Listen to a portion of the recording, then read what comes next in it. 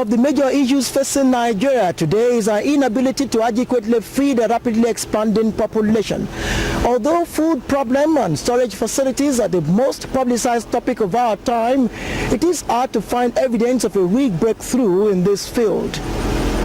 Prior to independence in 1960, Nigeria produced enough food for our population. The driving force behind the economy during this period was the primary sector: agriculture, livestock, fishery and forestry. The strength of the economy was dependent upon revenue obtained from export crops, cocoa, rubber, palm products, granules and cotton. The primary aim of the colonial masters in devoting Nigerian farmers at that time to the development of cash crops only was to provide raw materials for their industries back home.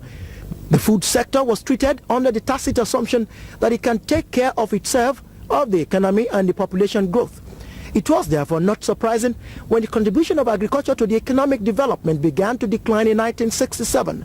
This was aggravated by the outbreak of the Civil War, and the situation became worse with the advent of petroleum. The contribution of agriculture was further depressed by the outbreak of the 1972-73 Sahelian drought. It was at this junction that the country's food problem became obvious.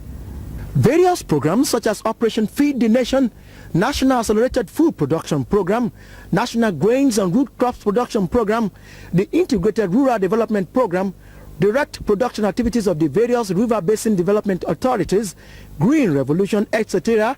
have been launched by the government to avert the situation, but little impact has been recorded. The most recent program is the War Against Hunger, which was tacitly declared by the present military administration. The public response to the call has been overwhelming, judging by the output of farm products this year, concluded the Oyo State Commissioner for Agriculture, Mr. Victor Ojutalayo. However, Mr. Ojutalayo argued that the practice whereby most farmers sell off their farm products without keeping some in storage to tide the nation over periods of lean harvest or emergency is bad. The farmer harvests his yam or his maize or whatever, and the man needs a lot of money, because if you consider the input that the farmer has put into realizing his crop by the time he's due for harvest, it's a lot of money that he has put in terms of the seed, the fertilizer, the labor involved in the cultivation, and so on and so forth, the harvesting. And consequently, the man, at the end of the day, is left with little or no money. And he needs some money to take care of his personal needs, as well as taking care of the credit he must have received in raising the crop. Consequently, he's bound to sell the crop almost immediately. But the mistake that the farmer makes is that instead of selling all of it, he should at least sell about 70% and store about 30% against difficult times when the price could be higher, when he could make more money. But because the man needs a lot of money, a lot of cash, he sells everything off.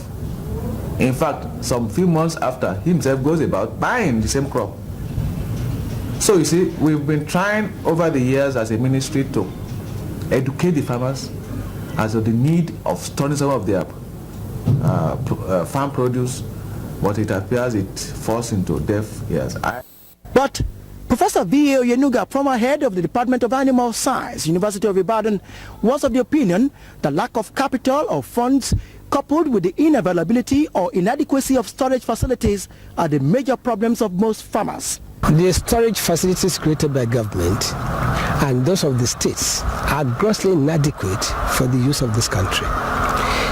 Things like this, governments do invest a lot of money into them because they know eventually it will pay. If you get to countries like USA, they spend a lot of money on storage facilities and they buy all the maize that can be bought and they store them.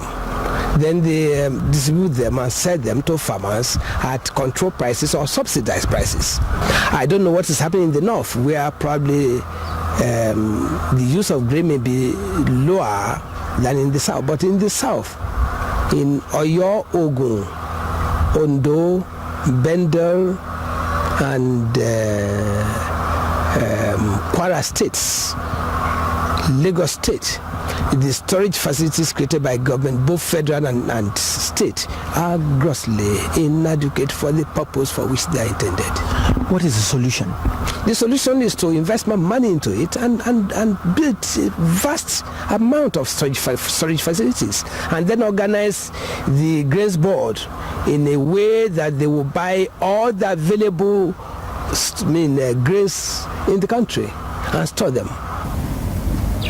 In a developing country like ours, with a good population in which most of the land is arable, it should not only be possible to recognize agriculture to give security of food at home, but also a good foreign exchange earning abroad.